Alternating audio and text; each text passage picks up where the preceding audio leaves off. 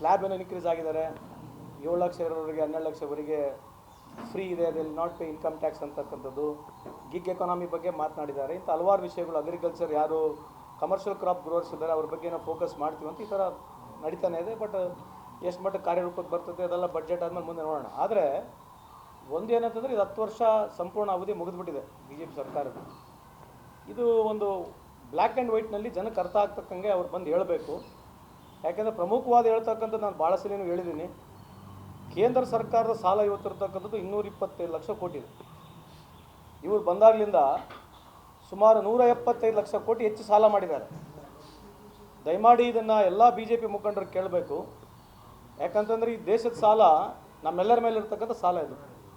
ಯಾವ ಸ್ವಾತಂತ್ರ್ಯ ಸಿಕ್ಕಿ 1947 ಇಸ್ವಿಲಿಂದ ಹಿಡಿದು 2014 ಇಸ್ವಿವರೆಗೆ 57 ಲಕ್ಷ ಕೋಟಿ ಇರ್ತಕ್ಕಂಥ ಸಾಲ ಇವತ್ತು 225 ಲಕ್ಷ ಕೋಟಿ ಸಾಲ ಆಗಿದೆ.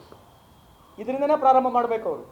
ನಾನು ಈ ದೇಶಕ್ಕೆ ಇಷ್ಟು ಸಾಲವನ್ನು ಮಾಡಿದ್ದೀನಿ, ಈ ಸಾಲ ಮಾಡಿ ನಾನು ಇಂಥವೆಲ್ಲ ನಾನು ಬೆಳವಣಿಗೆ ತಂದೀನಿ ಅಂತ ಹೇಳ್ತಕ್ಕಂಥ ಒಂದು ಮಾತು ಇಲ್ಲಿವರೆಗೆ ಪ್ರಧಾನಮಂತ್ರಿ ಮೋದಿ ಸಾಹೇಬರಾಗಿರಲಿ, ನಿರ್ಮಲಾ ಸೀತಾರಾಮರಾಗಲಿ ಇಲ್ಲಿವರೆಗೆ ಹೇಳೋದಿಲ್ಲ.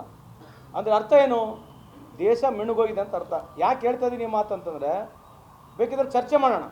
ಚರ್ಚೆ ಹೆಂಗೆ ಆಗಬೇಕು, ಅಥವಾ ಕಳೆದ ಪೀರಿಯಡಿನ ಸರ್ಕಾರದ್ದು ಏನು ಕೆಲಸಗಳಾಗಿದ್ದಾವೆ, ಅವ್ರವ್ದಾಲೆ ಆಗಿರ್ತಕ್ಕಂಥ ಪೀರಿಯಡ್ನಲ್ಲಿ ಏನು ಕೆಲಸ ಆಗಿದೆ, ಎಷ್ಟು ಖರ್ಚಾಗಿದೆ, ಎಷ್ಟು ಡೆವಲಪ್ಮೆಂಟ್ ಆಗಿದೆ, ಈ ಥರದ್ದು ಏನೋ ಒಂದು ಒಳಗೆ ಚರ್ಚೆ ಬಂದು ನಾವು ಚೆಕ್ ಮಾಡಿದ್ರೆ, UPA 1 UPA 2ಗೆ ನಾವು ಚೆಕ್ ಮಾಡಿ ಈ NDA 1 NDA 2 ಚೆಕ್ ಮಾಡಿದ್ರೆ ಅಜಗಜಾಂತರ ವ್ಯತ್ಯಾಸ ಇದೆ. ನೀವು ಉಲ್ಟಾ ಸ್ಟಾರ್ಟ್ ಮಾಡೋ ಸ್ಟಾಕ್ ಎಕ್ಸ್ಚೇಂಜ್ ತೊಗೊಳ್ಳಿ.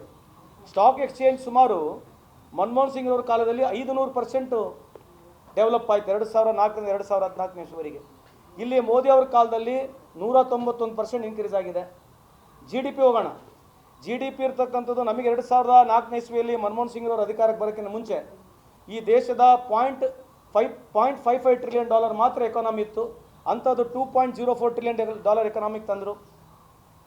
ಏನು ವರ್ಷಕ್ಕೆ ಆದಾಯ ಇರ್ತಕ್ಕಂಥದ್ದು 25,000 ಮನುಷ್ಯನ ಆದಾಯ ಇತ್ತು, 80,000ವರೆಗೆ ಆದಾಯ ತಂದರು. ಇದು ನಮ್ಮ ಅಚೀವ್ಮೆಂಟ್ಗಳು. ಇವ್ರ ಅಚೀವ್ಮೆಂಟ್ಗಳು ಏನಿದ್ದಾವೆ? ಉದಾಹರಣೆಗೆ ನಾನು ಇವತ್ತು ಚೆಕ್ ಮಾಡ್ತಾ ಇದ್ದೆ, ನಾನು ವೈರ್ ರಿಪೋರ್ಟ್ ಓದ್ತಾ ಇದ್ದೆ. ಕಾರ್ಪೊರೇಟ್ ಟ್ಯಾಕ್ಸ್ ಕಳೆದ ಸುಮಾರು 5-6 ವರ್ಷದಿಂದ ಏನು ಸುಮಾರು 6ರಿಂದ 7% ಕಾರ್ಪೊರೇಟ್ ಟ್ಯಾಕ್ಸ್ ಕಮ್ಮಿ ಮಾಡಿದ್ದಾರೆ. ದಯಮಾಡಿ ಗಮನಿಸಬೇಕು, ಕೇಳಬೇಕು ಕೂಡ. 6ರಿಂದ 7% ಕಾರ್ಪೊರೇಟ್ ಟ್ಯಾಕ್ಸ್ ಏನು ಕಮ್ಮಿ ಆಗಿದೆ, ಅದರಿಂದ ದೇಶಕ್ಕೆ 1.5 ಲಕ್ಷ ಕೋಟಿ ಆದಾಯ ನುಕ್ಸಾನಾಗಿದೆ. ದ ಕಾರ್ಪೊರೇಟ್ ಟ್ಯಾಕ್ಸ್ ಬೆನಿಫಿಟ್ಸ್ ಏನಿದೆ, ಇವತ್ತೇನಾಗಿದೆ, ಒಂದೊಂದು ಕಾರ್ಪೊರೇಟ್ ಕಟ್ತಕ್ಕಂಥ ಟ್ಯಾಕ್ಸನ್ನು ಕಮ್ಮಿ ಮಾಡೋದ್ರಿಂದ ಅವ್ರ ಶೇರ್ ವ್ಯಾಲ್ಯೂ ಜಾಸ್ತಿ ಆಗಿದೆ. ಅದಕ್ಕೆ ಇವತ್ತು ಬಾಂಬೆ ಸ್ಟಾಕ್ ಎಕ್ಸ್ಚೇಂಜ್ನಾಗ ಆ ಕಂಪ್ನಿಗಳದ್ದು ನೀವು ಶೇರ್ ವ್ಯಾಲ್ಯೂ ಯಾಕೆ ನೋಡ್ತಾ ಇದ್ದೀರಿ ಅಂತಂದರೆ, ಇಂಡೈರೆಕ್ಟ್ಲಿ ಈ ರೀತಿ ಬೆನಿಫಿಟ್ ಕೊಟ್ಟಿರ್ತಕ್ಕಂಥದ್ದು. ಯಾರು ಕಾರ್ಪೊರೇಟ್ನಲ್ಲಿ ಕಂಪ್ನಿಯಲ್ಲಿ ಕೆಲಸ ಮಾಡ್ತಾರೆ, ನಿಮ್ಮಂಥವ್ರು ಯಾರು ಕೆಲಸ ಮಾಡ್ತೀವಿ, ನಮ್ಮ ಟ್ಯಾಕ್ಸ್ ಕಾಂಟ್ರಿಬ್ಯೂಷನ್ ಜಾಸ್ತಿ ಆಗಿದೆ ಕಳೆದ 10 ವರ್ಷದಲ್ಲಿ. ಯಾರು ಕಂಪ್ನಿಗಳಲ್ಲಿ ಕೆಲಸ ಮಾಡ್ತಾ ಇದ್ದಾರೆ ಅವರು ಟ್ಯಾಕ್ಸ್ ಹೆಚ್ಚಳ ಆಗಿದೆ. ನಿಮ್ಮಂಥವ್ರು, ನಿಮ್ಮ ಸಿಸ್ಟ್ರು, ನಮ್ಮ ಸಿಸ್ಟ್ರು, ನಮ್ಮ ಅಣ್ಣ ತಮ್ಮಂದರು, ಅಕ್ಕ ತಂಗಿಯಂದರು ಕಾರ್ಪೊರೇಟ್ ಕಂಪ್ನಿಗಳಲ್ಲಿ ಏನು ಕೆಲಸ ಮಾಡ್ತಿದ್ದಾರೆ ಅವರು ಟ್ಯಾಕ್ಸ್ ಜಾಸ್ತಿ ಆಗಿದೆ ವಿನ ಹೊರತು ಕಾರ್ಪೊರೇಟ್ ಟ್ಯಾಕ್ಸನ್ನು ನಮಗೆ ರೆವೆನ್ಯೂ ಜಾಸ್ತಿ ಆಗ್ತಿಲ್ಲ ಕೇಂದ್ರ ಸರ್ಕಾರಕ್ಕೆ. ವೈರ್ ಇರ್ತಕ್ಕಂಥ ರಿಪೋರ್ಟ್ನಲ್ಲಿ ಸುಮಾರು 1.5 ಲಕ್ಷ ಕೋಟಿ ಅವರಿಗೆ ಆದಾಯ ಬೆನಿಫಿಟ್ ಆಗಿದೆ. ಬಿಕಾಸ್ 2014ಗೂ 2024ಗೆ ಟ್ಯಾಕ್ಸ್ ರಿಬೇಟ್ ಕೊಟ್ಟಿರ್ತಕ್ಕಂಥದ್ದು UPA ಸರ್ಕಾರ. ಒಂದು ಈ ಆಯಿತು. ಮೊನ್ನೆ ಪಾರ್ಲಿಮೆಂಟಲ್ಲಿ ಇದ್ರ ಬಗ್ಗೆ ಪ್ರಶ್ನೆ ಕೇಳಿದ್ದಾರೆ, ನೀವು ಟ್ಯಾಕ್ಸ್ ರಿಬೇಟ್ ಕೊಟ್ಟಿದ್ದೀರಿ, ಉದ್ದೇಶ ಏನಂತಂದ್ರೆ, ಇಲ್ಲ ನಾವು ಟ್ಯಾಕ್ಸ್ ಕೊಟ್ಟಿರ್ತಕ್ಕಂಥ ಉದ್ದೇಶ ಇದು ಅವರಿಗೆ ಡಿವಿಡೆಂಡನ್ನು ಬರಬೇಕು, ಇಲ್ಲ ಹೆಚ್ಚಿನ ಮಟ್ಟದಲ್ಲಿ ಫ್ಯಾಕ್ಟ್ರಿಗಳು ಬರಬೇಕು, ಎಂಪ್ಲಾಯ್ಮೆಂಟ್ ಬರಬೇಕೆಂಬ ಉದ್ದೇಶ ಉತ್ತರವನ್ನು ಕೊಟ್ಟಿದ್ದಾರೆ. ಇದಾಗಿದೆಯಾ? 8 ಲಕ್ಷ ಕೋಟಿ 10 ಲಕ್ಷ ಕೋಟಿ ಇವರು ಲಾಭ ಮಾಡ್ಕೊಂಡಿದ್ದಾರೆ. ಓನ್ಲಿ ಡಿವಿಡೆಂಟನ್ನು ಕೊಡಬೇಕಿಲ್ಲ ಅವರಿಗೆ. Public listed company, private limited company, ಎಲ್ಲ ಕಂಪ್ನಿಗಳಿದ್ದಾವೆ. ಈ ಮತ್ತು ಆದಾಯ ಟ್ಯಾಕ್ಸ್ ರೂಪದಲ್ಲಿ ಹೋಗ್ಲಿರ್ತಕ್ಕಂಥ ಆದಾಯ ಡಿವಿಡೆಂಟನ್ನು ಕೊಡಬೇಕಾಗಿದೆ, ಕೊಟ್ಟಿದ್ದಾರಾ? ಇಂಥದ್ರ ಬಗ್ಗೆ ಏನಾರ ಚರ್ಚೆ ಮಾಡೋಂಗಿದ್ರೆ ಇದು ದೇಶಕ್ಕೆ ಅನುಕೂಲ ಆಗ್ತಕ್ಕಂಥ ಚರ್ಚೆ ಆಗಿದೆ. ಈ ಚರ್ಚೆಗಳಿಂದ ಮೂಲಭೂತ ಚರ್ಚೆಗಳು ಬರೋದಿಲ್ಲ, ಕಾಂಟ್ರವರ್ಸಿ ಚರ್ಚೆಗಳು ಹೋಗ್ತಾರೆ. ಒಟ್ಟಾರೆ ಕಳೆದ 11 ವರ್ಷ ನೀವು ನೋಡಿದ್ರೆ ಈ ದೇಶ ಸಾಲದಲ್ಲಿ ಜಾಸ್ತಿ ಆಗಿದೆ, ಎಂಪ್ಲಾಯ್ಮೆಂಟ್ ಗ್ರೋತ್ ಇಲ್ಲ, GDP ಗ್ರೋತ್ ಇಲ್ಲ.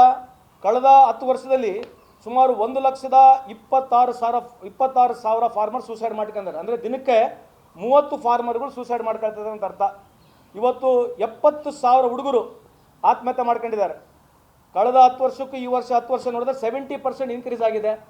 ಎಂಪ್ಲಾಯ್ಮೆಂಟ್ ಇಲ್ಲ, GDP ಇಲ್ಲ.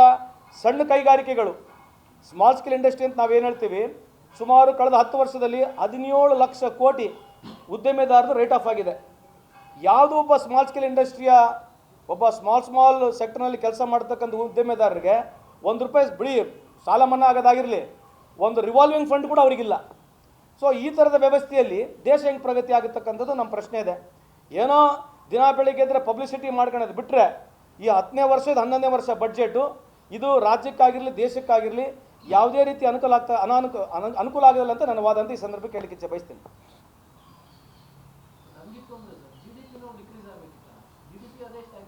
ಅಲ್ಲ, GDP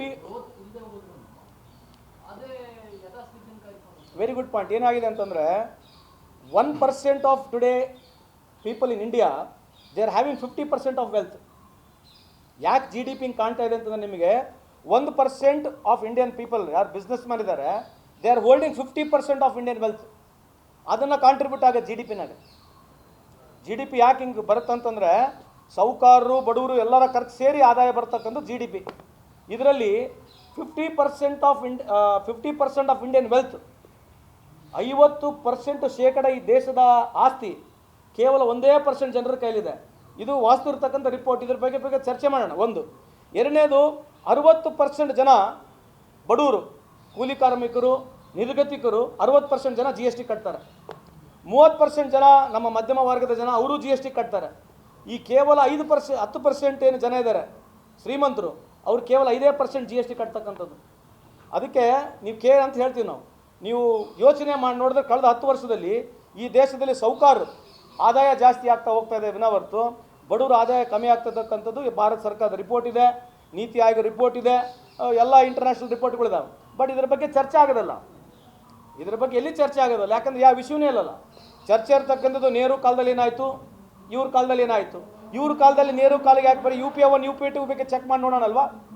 ಡಾಲರ್ ರೂಪಿಗೆ ಚೆಕ್ ಮಾಡ್ತಾರಾ, ದೇಶದ ಸಾಲ ಚೆಕ್ ಮಾಡ್ತಾರಾ, ಎಂಪ್ಲಾಯ್ಮೆಂಟ್ ಬಗ್ಗೆ ಚೆಕ್ ಮಾಡ್ತಾರಾ, ಯಾವ 8 ಕೋಟಿ ಮನೆ ಕಟ್ತೀನಿ ಅಂತ ಹೇಳ್ತಾ ಇದ್ರು, ಅದ್ರ ಬಗ್ಗೆ ಇಲ್ಲಿ ಮಾತಿಲ್ಲ. ಇವತ್ತು ಡಿಮಾನಿಟೈಸೇಷನ್ ಆಯಿತು.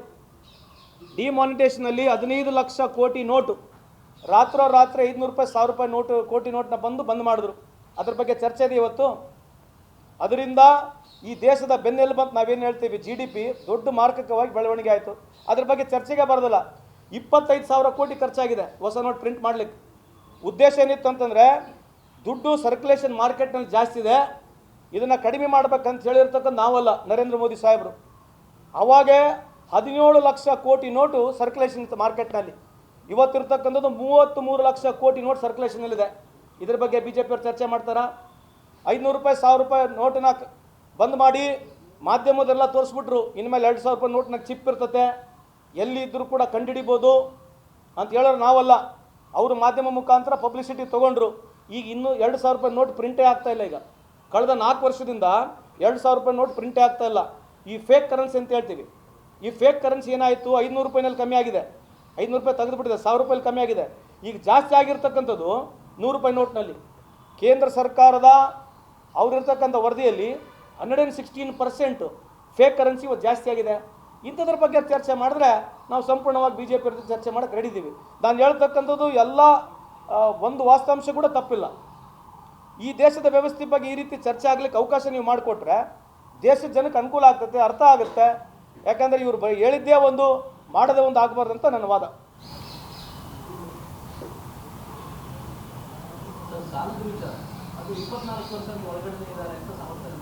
ಅದು ಹೇಳ್ತಾರಲ್ಲ ಈಗ. ಅಲ್ಲ, ವೆರಿ ಗುಡ್ ಪಾಯಿಂಟ್ ಇದೆ ಅಂತ ಹೇಳಿ ನಾವು ಅದೇ ಹೇಳೋದು. ಇದೇನು ನೀವು ಇಷ್ಟು ದೊಡ್ಡ ಸಾಲ ಮಾಡಿದ್ರಿ, ಇದರಿಂದ ಏನಾಯಿತು? ಗ್ಯಾರಂಟಿ ನ್ಯೂಸ್, ಸುದ್ದಿ ಖಚಿತ, ನ್ಯಾಯ ನಿಶ್ಚಿತ.